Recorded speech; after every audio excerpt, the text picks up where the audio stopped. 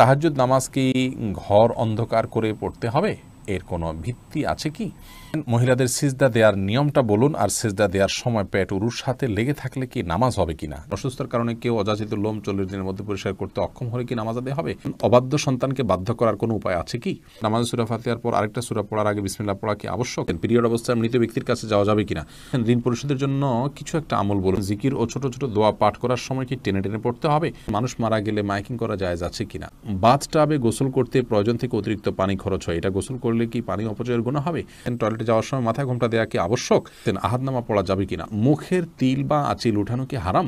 মৃত ব্যক্তির জন্য হাফেজ ডেকে কোরআন খতমা মিলাদ দিলে মৃত ব্যক্তির কোনো লাভ হবে? কোরআন ধরে ওয়াদা করার পর সে ওয়াদা ভঙ্গ করলে কি পরিণতি হতে পারে? ফজর নামাজের আজানে আসসালাতু খায়রুম মিনান নাওম বলার সময় আমরা উত্তরে কি পড়ব?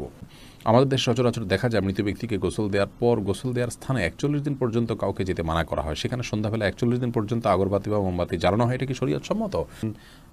গর্ভবতী মেয়েরা যদি ব্যাক পেনের কারণে বসে নামাজ আদায় করেন তাহলে কি সঠিক হবে? দুশ্চিন্তা থেকে মুক্তির উপায় কি? প্রতিবন্ধী শিশুরা কি বাবা মায়ের পাপের ফসল? ওযু করার পর প্রাইভেট অর্গানে হাত স্পর্শ করলে কি ওযু ভেঙে যাবে? মৃত ব্যক্তির গোসল দিয়ে টাকা নেওয়া জায়েজ আছে কিনা? মন থেকে হিংসা দূর করার উপায় কি? অনেক সময় হাজব্যান্ডকে রাগ করে গজব দিয়ে ফেলি, পরে আফসোস লাগে, এতে কি গজব হাজব্যান্ডের উপরে পড়বে? টিভিতে নাটক শিরকের দৃশ্য দেখলে শিরকের গুনাহ হবে কি না? যেসব নারীর সন্তান প্রসবের 40 দিনের পরেও রক্ত প্রবাহ বন্ধ না হয় তারা কিভাবে বাদবন্দি করবেন? আমরা আর বিলম্ব না করে চলুন আপনাদের গুরুত্বপূর্ণ প্রশ্নগুলোর উত্তর দেওয়ার আলোকিত ভুবনে প্রবেশ করি। বেলাল, আপনি জানতে চেয়েছেন যেসব নারীর সন্তান প্রসবের 40 দিনের পরেও রক্ত প্রবাহ বন্ধ না হয় তারা কিভাবে বাদবন্দি করবেন? 40 দিন পার হওয়ার পরেও যদি রক্ত প্রবাহ বন্ধ না হয়, নেফাস বন্ধ না হয়, তাহলে সেক্ষেত্রে তারা সম্পূর্ণ স্বাভাবিকভাবে সকলে বাদবন্দিকে সম্পাদন করতে পারবেন। সেখানে কোনো আজকাল তো অনেক কিছু ব্যবস্থা রয়েছে যাতে করে ব্লাড যেখানে সেখানে না পড়ে, সে ব্যবস্থাপনা গ্রহণ করার পর তিনি এ বাদবন্দিকে স্বাভাবিক করতে পারবেন। 40 দিনের পরে আর তার ব্লিডিং হলেও তাকে নেফাস সে আক্রান্ত বা এটাকে আপনার প্রসব পরবর্তী যে ব্লিডিং বলা হয়ে থাকে সেটির মধ্যে গণ্য করা হবে না। রহিমা চম্পা জানতে চেয়েছেন টিভিতে নাটক শিরকের দৃশ্য দেখলে শিরকের গুনাহ হবে কি না? শিরকের দৃশ্য দেখানো হলে সেটি আমরা যদি দেখতে থাকি আমাদের কাছে বিষয়টা সহজাত এবং স্বাভাবিক হয়ে যেতে পারে। এই জায়গা থেকে এগুলো দেখা থেকে আমাদের বিরত থাকা উচিত। হ্যাঁ, শুধু নিছক ধারণার জন্য যে কীভাবে শিরক হয়ে থাকে আপনি জানলেন এবং সেটা ভয়াবহতা সম্পর্কে আঁচ করলেন যে মানুষ কীভাবে তারই নিজের হাতে করা সৃষ্টিকে কীভাবে পূজা করছে, আপনি জাস্ট ধারণা নেওয়ার জন্য দেখলে সেটি গুনাহের কারণ হবে না। কিন্তু এইভাবে অহরহ যদি আপনি দেখতে থাকেন, বিশেষ করে নাটক সিনেমাতে, আপনার হিন্দি ফিল্ম ইত্যাদিতে যদি অনবরত এগুলো প্রদর্শন করা হয়, যেহেতু হিন্দুরা এগুলো করে থাকেন তাদের সামাজিক কালচার অংশ হিসাবে, সেগুলো দেখতে দেখতে আমাদের কাছে সহনীয় হয়ে যেতে পারে। সেজন্য এগুলো দেখা ওইভাবে অ্যাভয়েড করা উচিত। মোহাম্মদ মিজানুর রহমান জানতে চেয়েছেন, আপনি একটা আলোচনায় বলেছেন রাগের মাথায় তালাক বললেও তালাক কার্যকর হয়ে যায়। এটা দেখে আমার স্ত্রী আমাকে তালাক দিয়েছে। আপনার কথার কোরআন হাদিসের আলোকে ব্যাখ্যা চাই। নবী করিম সাল্লাল্লাহু আলাইহি ওয়াসাল্লাম বলেছেন, সালাতুন জিদ্দুহুন্না জিদ্দুন ওয়া হাজলুহুন্না জিদ্দুন, তিনটি কাজ মানুষ সিরিয়াসলি করলে যা হয়, দুষ্টুমি করে করলেও তা হয়, এগুলো ঘটে যায়। তার মধ্যে থেকে একটি হলো তালাক। অতএব তালাকের এই বিষয়টি খুবই সিরিয়াস, এটা স্পর্শকাতর। বিধায় রাগের মাথা তালাক দিলেও তালাক হবে। কিন্তু রাগ যদি কারণ এরকম হয় যে রাগের কারণে কী বলেছেন তিনি নিজেও জানেন না, এত বেশি রাগ হয়ে গেছে, তাহলে সেক্ষেত্রে সেটি তালাক পতিত হবে না। তবে আপনার স্ত্রী আপনাকে তালাক দিয়েছেন, স্ত্রী যদি বলেন এইভাবে যে আমি তোমাকে তালাক দিলাম, এভাবে বললে তালাক হবে না। এবং স্ত্রীর অর্পিত তালাকের যে পাওয়ার আছে সেটা তিনি কখন খাটাতে পারেন, কিভাবে সেটা প্রয়োগ করতে পারেন, এগুলো আলোচনা সাপেক্ষ বিষয়। এজন্য এই নির্দিষ্ট বিষয়ে কোনো দক্ষ আলিমের সাথে আপনি দেখা করে কোনো দারুল ইফতাতে গিয়ে আপনি আপনার বিষয়টি ফতোয়া নেবেন ইনশাআল্লাহ। এরপরে উম্মে সালমা রিহা, আপনি ইউটিউব চ্যানেলে প্রশ্ন করেছেন, অনেক সময় হাজব্যান্ডকে রাগ করে গজব দিয়ে ফেলি, পরে আফসোস লাগে, এতে কি গজব হাজব্যান্ডের উপরে পড়বে? না বোন, এর কারণে হাজব্যান্ডের উপর গজব পড়বে না। কোরআন কারীমের এই আয়াত থেকে স্পষ্ট বোঝা যায় যে রাগের মাথায় যখন মানুষ এই ধরনের বদদোয়া দিয়ে ফেলে, আল্লাহ রাব্বুল আলামিন সেগুলোকে বাস্তবায়ন করেন না। এবং তবে এটি একটা অন্যায় কাজ। মুমিন কখনো কথায় কথায় অভিসম্পাতকারী হতে পারে না। নবী করিম সাল্লাল্লাহু আলাইহি ওয়াসাল্লাম বলেছেন, ঈমানদার কখনো লাআন হয় না, লাআনত করবে, অভিসম্পাত করবে, বদদোয়া করবে কথায় কথা, এটি ঈমানদারের চরিত্র নয়। অতএব সবর এবং ধৈর্যের পরাকাষ্ঠা প্রদর্শন করতে হবে ভালো ঈমানদার হওয়ার জন্য। এরপরে মনিরা মনি জানতে চেয়েছেন মন থেকে হিংসা দূর করার উপায় কি। কারোর প্রতি যদি হিংসা হয় তার জন্য বেশি বেশি দোয়া করবেন, তাকে বিশেষ উপঢৌকন দিবেন, হাদিয়া দিবেন, তার কল্যাণ চেয়ে আল্লাহর কাছে আরও বেশি দোয়া কামনা করবেন, দোয়া করবেন। এগুলোর মাধ্যমে ইনশাআল্লাহ মন থেকে আপনার হিংসা দূর হবে। এগুলো শুধু পরামর্শ, কোরআন হাদিস থেকে বাতানো কোনো আমল নয়। সেই সাথে আপনার অন্তরকে পরিচ্ছন্ন করবার জন্য আল্লাহ তাআলার কাছে দোয়া করবেন, আল্লাহুম্মা তাহির কলবি মিনান নিফাক ওয়া আমালি মিনার রিয়া ওয়া লিসানি মিনাল কিযব ওয়া আইনি মিনাল খিয়ানা। এই সমস্ত দোয়াগুলোতে আমাদের অন্তরকে পরিচ্ছন্ন করা, বিভিন্ন অঙ্গ প্রত্যঙ্গকে গুনাহ থেকে পরিচ্ছন্ন করার জন্য আল্লাহর কাছে সাহায্য চাওয়া হয়। সেভাবে আল্লাহর কাছে আমরা সাহায্য চাইব। আর যার প্রতি হিংসা হয় চিন্তা করবেন যে এটি আল্লাহর ফায়সালা। আপনি যদি তার হিংসা করেন তাহলে কেমন যেন আল্লাহর ফায়সালাকে আপনি মানছেন না, কেমন জানি আল্লাহর ফায়সালার বিরুদ্ধে আপনি অবস্থান নিচ্ছেন। এটি অত্যন্ত গর্হিত এবং জঘন্য একটি বিষয়। সেটি আমরা যখন চিন্তা করব, কল্পনা করব, ভাববো, তখন ইনশাআল্লাহ বিদিনিল্লাহ বিষয়গুলো আমাদের কাছে সহনীয় হবে, সহজ হবে। আমাদের মধ্যে আর হিংসা থাকবে না যে আল্লাহ তাকে দিয়েছেন, এতে আমার খারাপ লাগবে কেন, আল্লাহ পছন্দ করেন দেখেই তো দিয়েছেন। অথবা আল্লাহর ফায়সালা আমার আপত্তি থাকলে তো ইমান নিয়ে টানাটানি হবে। হ্যাঁ, আল্লাহ আমাকেও দেখ, সেটি ভিন্ন বিষয়। আবু বকর সিদ্দিক ওয়াইজ এআডি থেকে আপনি জানতে চেয়েছেন মৃত ব্যক্তির গোসল দিয়ে টাকা নেওয়া জায়েজ আছে কিনা। গোসল দেওয়াটা মুসলিমদের কর্তব্যের অংশ, দাফন, গোসল, কবর দেওয়া। এই জন্য এগুলো দিয়ে কোনো মানুষ সেগুলো করে টাকা নেওয়াটা তার জন্য উচিত নয়, এটা জায়েজ নয় তার জন্য। নামাজে সূরা পড়ার ব্যাপারে কি ধারাবাহিকতা মানতে হয়? ধারাবাহিকতা রক্ষা করা উত্তম, ভালো। যদি কোনো কারণে ধারাবাহিকতা বিচ্ছিন্ন হয়ে যায়, ওলামায়ে কেরাম সেটাকে মাকরুহ বলেছেন, অপছন্দনীয় এবং অনুচিত বলেছেন। তবে স্বাভাবিক অবস্থায় ধারাবাহিকতা রক্ষা করা উচিত। এরপরে আবু সিদ্দিক হানিফ জানতে চেয়েছেন ঘরে বিড়াল থাকলে নাকি নামাজ হয় না, এটা কি সত্য কথা? না, এটার কোনো ভিত্তি নেই। ঘরে বিড়াল থাকলে নামাজ হবে না, কেন? নামাজ হবে। আর দীপু জানতে চেয়েছেন অজু করার পর প্রাইভেট অর্গানে হাত স্পর্শ করলে কি অজু ভেঙে যাবে? ইমাম আবু হানিফা রাহিমাহুল্লাহর মত অনুযায়ী অজু ভাঙবে না, এবং এর সপক্ষে অনেকগুলো দলিল এবং যুক্তি আছে, বিভিন্ন স্পষ্ট হাদিস রয়েছে। যদিও অনেক ইমামদের মতে যদি কোনো আড়াল ছাড়া স্পর্শ মানে সরাসরি স্পর্শ করেন তাহলে সেক্ষেত্রে অজু ভঙ্গ হবে। মোহাম্মদ মোজাম্মেল হোসেন আপনি জানতে চেয়েছেন প্রতিবন্ধী শিশুরা কি বাবা মায়ের পাপের ফসল? প্রতিবন্ধী শিশুরা কখনোই বাবা বা মায়ের কিংবা বাবা মা উভয়ের কোনো পাপের ফসল হতে পারেন না। আল্লাহ রাব্বুল আলামিনের অমোঘ বিধান হলো একজনের পাপের প্রায়শ্চিত্ত আরেকজনকে করতে হয় না, একজনের পাপের বোঝা আল্লাহ রাব্বুল আলামিন আরেকজনের উপরে চাপান না। বাবা মা যদি পাপ করে থাকেন তো তাদের পাপ তাদেরকে পাবে, তাদের পাপের কারণে সন্তান প্রতিবন্ধী হবে এমন কোনো কথা ইসলামী শরীয়ত অ্যালাউ করেন। এটা সম্পূর্ণ ভুল এবং কুসংস্কারাচ্ছন্ন একটি বিশ্বাস। এই বিশ্বাস থেকে আমাদেরকে বেরিয়ে আসতে হবে যদি কারোর মধ্যে বিশ্বাস থাকে।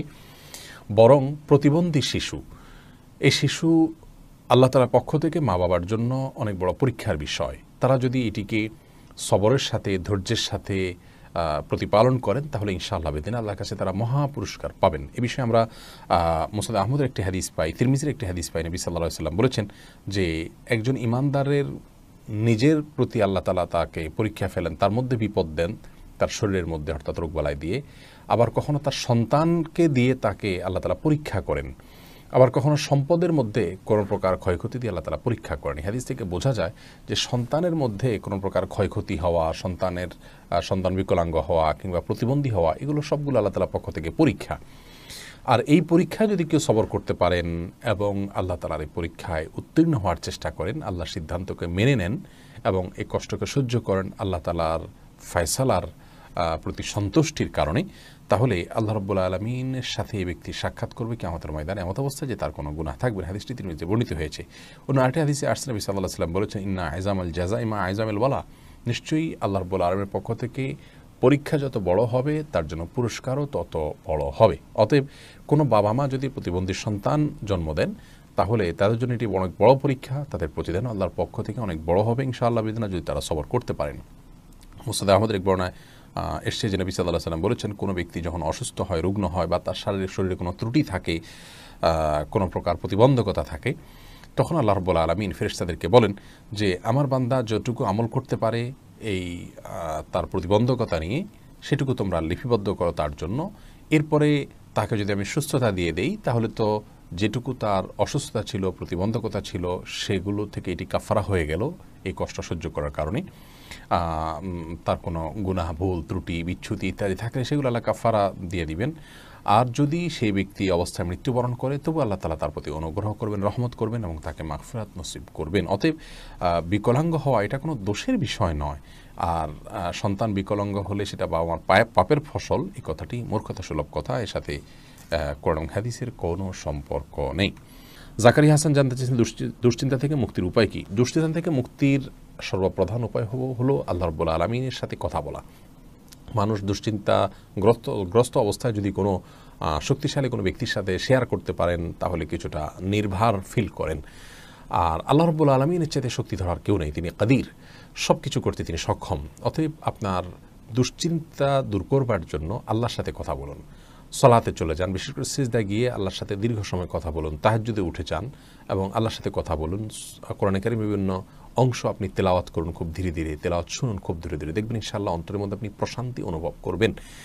আলা বিযিকরিল্লাহি তাতমাইন্নুল কুলুব, আল্লাহ বলেছেন অন্তর প্রশান্ত হয় আল্লাহর স্মরণে। অতএব আল্লাহর স্মরণ করা মুখে, অন্তরে, কোরআন তেলাওয়াতের মাধ্যমে, সলাতের মাধ্যমে, এগুলোর মাধ্যমে ঈমানদারের অন্তরকে আল্লাহ তাআলা প্রশান্ত করে থাকেন। আল্লাহর দিকে যত বেশি ধাবিত হবেন, যত আল্লাহর সাথে সম্পর্ক গাঢ় করবেন, যত আল্লাহর সাথে সম্পর্ক নিবিড় করবেন, যত আল্লাহর সাথে কথা বলবেন, তত বেশি ইনশাআল্লাহ বিদিনা দেখবেন অন্তর প্রশান্ত হবে এবং দুশ্চিন্তা থেকে আপনি রক্ষা পাবেন। দুশ্চিন্তা এটাকে অনেক সালাফ বলেছেন জুনদুম মিন জুনুদিল্লাহ, আল্লাহ তাআলার বাহিনী সমূহের মধ্যে থেকে একটা বাহিনী। দুশ্চিন্তা এটা দিয়ে আল্লাহ রাব্বুল আলামিন অনেক মানুষকে শাস্তি দিয়ে থাকেন, অনেককে পরীক্ষা করে থাকেন। অতএব এইরকম পরিস্থিতিতে আল্লাহর কাছেই রুজু হওয়া এটাই হলো সবচাইতে বড় উপায়। অতএব ভরসা আল্লাহ তাআলার প্রতি করা এবং আল্লাহর দিকে রুজু হওয়া, আল্লাহর দিকে ধাবিত হওয়া, এটা হলো দুশ্চিন্তা দূরের সবচেয়ে বড় উপায়। যে ব্যক্তি আল্লাহর প্রতি তাওয়াক্কুল করবেন তাকে খুব বেশি দুশ্চিন্তা গ্রাস করার কথা নয়। আল্লাহর উপর ভরসা করবে ইমানদার, যে ইনশাআল্লাহ আমার অভিভাবক আল্লাহ তাআলা, তিনি দেখছেন, তিনি দেখবেন। এটি যখন করবেন ইনশাআল্লাহ আপনার মধ্যে আস্থা জায়গাটা তৈরি হবে। যদি কোনো মানুষ তার তাওহীদ খুব মজবুত থাকে, আল্লাহর প্রতি আস্থা এবং ভরসা তার খুব মজবুত থাকে, তিনি জানেন যে আল্লাহ ছাড়া কেউ ক্ষতি করার কোনো ক্ষমতা রাখেন না, আর আল্লাহ যা লিখেছেন তা খণ্ডাবার করার ক্ষমতা নেই, এই বিশ্বাস যদি কারো মজবুত থাকে তাহলে কোনো পেরেশানিতে তিনি খুব বেশি ভেঙে পড়ার কথা নয়। যার ঈমান যত মজবুত তিনি তত পেরেশানিতে শক্ত থাকতে পারেন। আল্লাহ তাআলা আমাদেরকে সহজ করুন এবং সহায় করুন। আশরাফুল হক শুভ আপনি জানতে চেয়েছেন, আমাদের দেশে সচরাচর দেখা যায় মৃত ব্যক্তিকে গোসল দেওয়ার পর গোসল দেওয়ার স্থানে 41 দিন পর্যন্ত কাউকে যেতে মানা করা হয়, সেখানে সন্ধ্যাবেলা 41 দিন পর্যন্ত আগরবাতি বা মোমবাতি জ্বালানো হয়, এটা কি শরীয়ত সম্মত? কোনো জায়গায় মৃত ব্যক্তিকে গোসল দেওয়া হলে সেখানে এই প্রথাটি আমাদের সমাজে অনেক ক্ষেত্রেই প্রচলিত আছে যে আগরবাতি বা মোমবাতি ইত্যাদি সেখানে আপনার জ্বালানো হয় এবং সন্ধ্যাবেলা 41 দিন পর্যন্ত এই কাজটি করা হয়। কেউ সেখানে যেতে চাইলে নিষেধ করা হয়। এটি সম্পূর্ণ কুসংস্কার এবং এ ধরনের বিশ্বাসগুলো শিরকি বিশ্বাস, কুসংস্কারচ্ছন্ন বিশ্বাস। এর বেশিরভাগই এসছে হিন্দু সমাজ থেকে।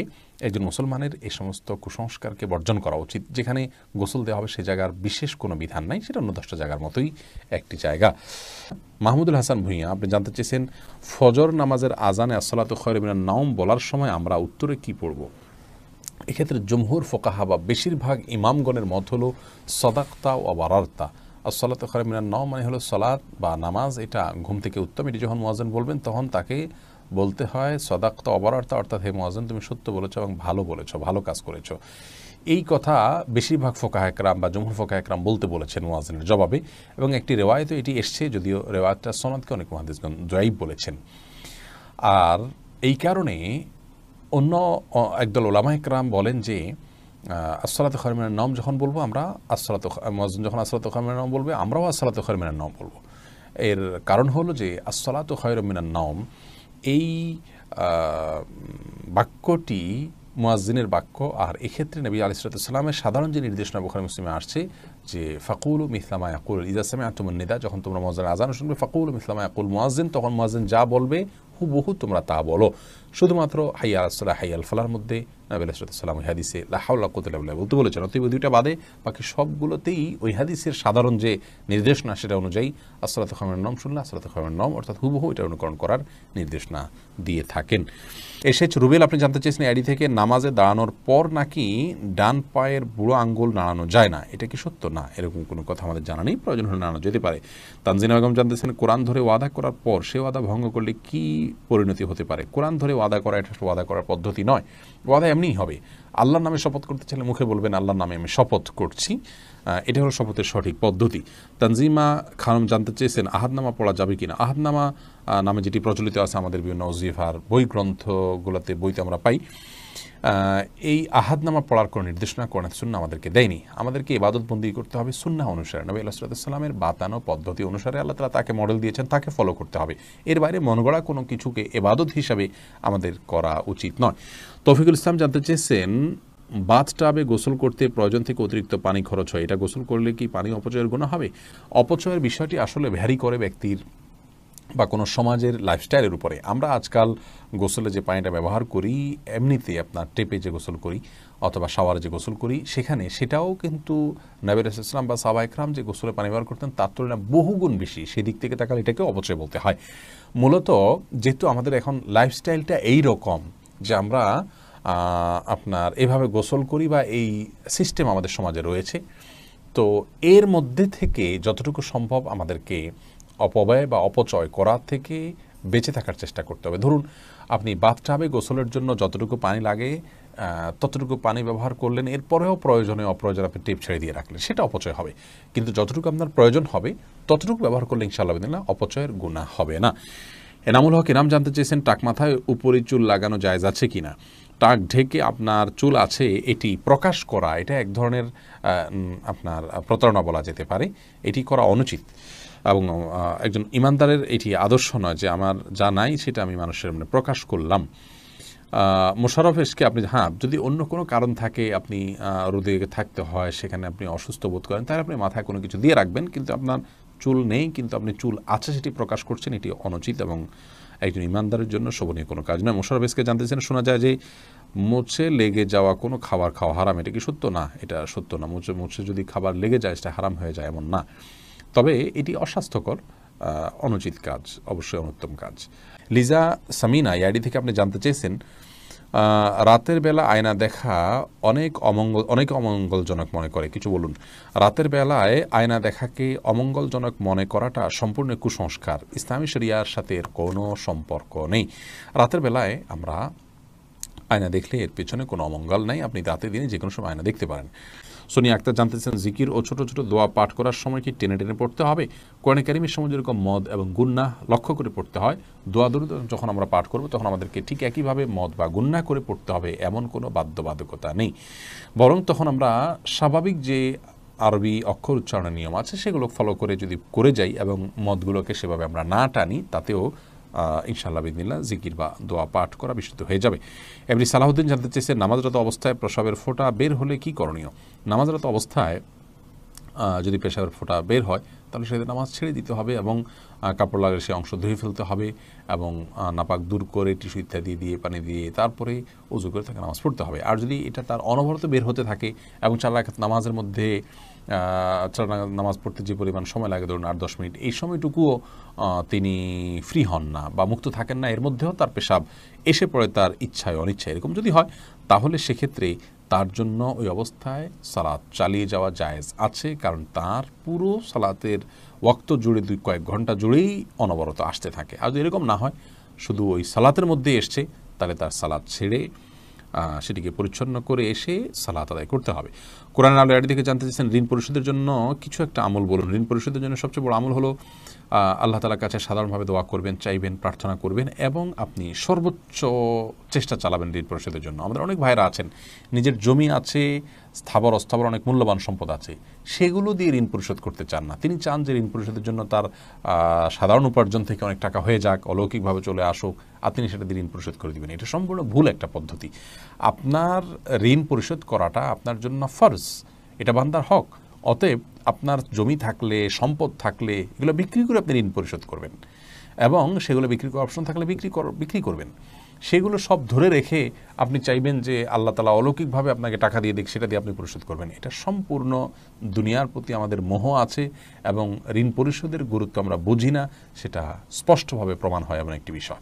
বিধায় এমনটি করা উচিত না। সেই সাথে ঋণ পরিশোধের জন্য কিছু দোয়া আছে, আল্লাহ মাগফিরনি ফিনি বিহালালিকা আন হারামিকা ওয়াগনিনি বিফাদলিকা আম্মান সিওয়াক। আরও কিছু দোয়া আছে, ইউটিউব বা ফেসবুকে সার্চ দিলে আমাদের অনেকগুলো ভিডিও আছে, দেখে নিতে পারবেন। সেগুলো আপনি আল্লাহর কাছে সাধারণভাবে পাঠ করবেন, ইনশাআল্লাহ সেই দোয়াগুলো পেশ করবেন। সামিয়া ফেরদৌস জানতে চেয়েছেন, তাহাজ্জুদ নামাজ কি ঘর অন্ধকার করে পড়তে হবে, এর কোনো ভিত্তি আছে কি? তাহাজ্জুদের নামাজ এটা আমরা ঘর অন্ধকার করে লাইট বন্ধ করে পড়তে হবে, এর কোনো ভিত্তি নেই। বরং সেটা আপনার যেভাবে সেভাবে আদায় করতে পারেন। আপনার মনোযোগের জন্য আপনি যদি আলো আধার করে নিতে পারেন, ডিম আলো করে নিতে চান, তো সেটি করতে পারেন, কোনো অসুবিধা নেই। তবে অন্ধকারেই পড়তে হবে এমন কোনো বাধ্যবাধকতা বা নিয়ম নেই।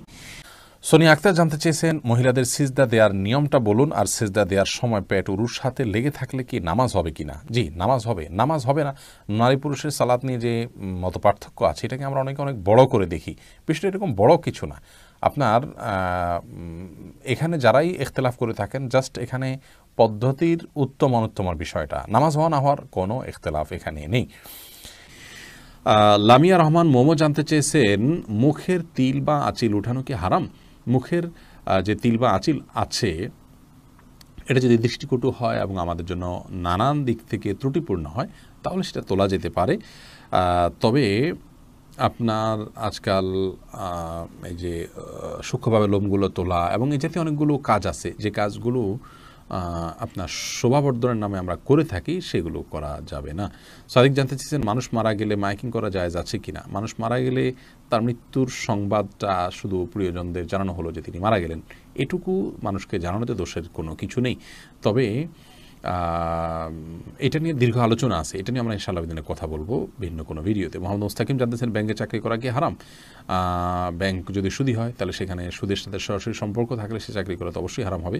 খন্দকার ফয়সাল ইসলাম লিমন জানতে চেয়েছেন, গর্ভবতী মেয়েরা যদি ব্যাক পেইনের কারণে বসে নামাজ আদায় করেন, তাহলে কি সঠিক হবে? জি, তারা যদি স্বাভাবিক নামাজ পড়তে গেলে ব্যাক পেইন হয়, তাহলে সেটা এবং সেটা অসহনীয় হয়, কষ্টকর হয়, রিস্কি হয়, তার জন্য পড়ে যাওয়ার আশঙ্কা থাকে, তাহলে তিনি ইনশাআল্লাহ বসে সালাত আদায় করতে পারবেন। যদি দাঁড়াতে পারেন, তাহলে দাঁড়ানোর অংশটুকু দাঁড়ায় সালাত আদায় করবেন। এরপর রুকু সিজদা করাটা তার জন্য কষ্টকর হলে পরে বাকি অংশটা চেয়ারে বসে সালাত আদায় করবেন। আর যদি এটুকুও কষ্টকর হয়, তাহলে পুরোটুকুই বসে সালাত আদায় করতে পারেন। আয়েশা সিদ্দিকা জানতেছেন, ফেসবুকে মৃত ব্যক্তির ছবি দেয়া বারবার কতটুকু শরীয়তসম্মত? বিনা প্রয়োজনে এটা না করাই উচিত, তবে এটাকে হারাম আমরা বলতে পারবো না সরাসরি। রাকিব হাসান জানতেছেন, অসুস্থতার কারণে কেউ অযাচিত লোম 40 দিনের মধ্যে পরিষ্কার করতে অক্ষম হলে কি নামাজ আদায় হবে? অসুস্থতার কারণে বা কোনো ওজোর কারণে যদি হয়ে থাকে, আদায় হয়ে যাবে ইনশাআল্লাহ বিদিনিল্লাহ। আসমাউল হোসনা ফেনু জানতে চেয়েছেন, পিরিয়ড অবস্থায় মৃত ব্যক্তির কাছে যাওয়া যাবে কিনা? যাওয়া যাবে, এতে কোনো অসুবিধা নেই। কাকুলি শেখ জানতেছেন, সাহসিদ্দাতে কি সেজদার তাসবিহ পড়বো? জি, অবশ্যই আপনি সেজদার তাসবিহ পড়বেন।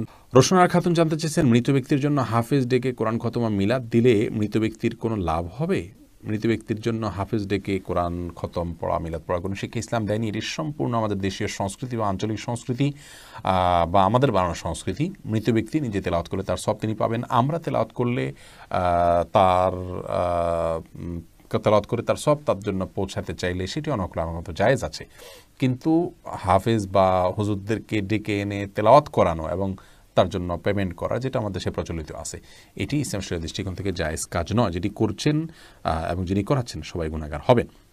এরপরে রাশেদ আপনি জানতে চেয়েছেন, অবাধ্য সন্তানকে বাধ্য করার কোনো উপায় আছে কি?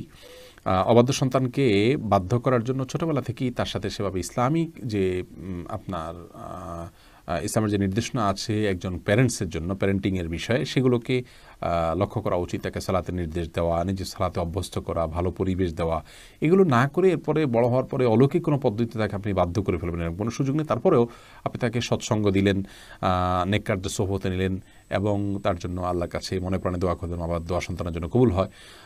এইরকম বিভিন্ন উদ্যোগের মাধ্যমে আপনি তাকে সৎপথে আনতে পারেন, বাধ্য করতে পারেন। তানি ইসলাম জানতে চেয়েছেন, টয়লেটে যাওয়ার সময় মাথায় ঘোমটা দেওয়া কি আবশ্যক? এটা উত্তম এবং ভালো। অনেক ওলামা ইকরাম উন্মুক্ত মাথায় যাওয়াটাকে মাকরুহ বলেছেন। পরাজিত মনে নামাজ সূরা ফাতিহার পর আরেকটা সূরা পড়ার আগে বিসমিল্লাহ পড়া কি আবশ্যক? না, আবশ্যক না, সুন্নাহ পড়া ভালো, উত্তম। কাকলি শেখ, সুন্নাহ পড়া উচিত, না পড়লে গুনাহ হবে না। কাকলি শেখ জানতেছেন, বাজনা বাজানো ছাড়া ঘরের মধ্যে যেখানে কোনো নন মাহরাম নেই সেখানে কি গান গাওয়া যাবে? শুধু খালি গালা যদি গানের অর্থ খারাপ না হয়, গাইতে পারেন, সেটা মানুষ সামনেও গাইতে পারেন, বিশেষ করে মানে মাহরামদের সামনে মহিলারা।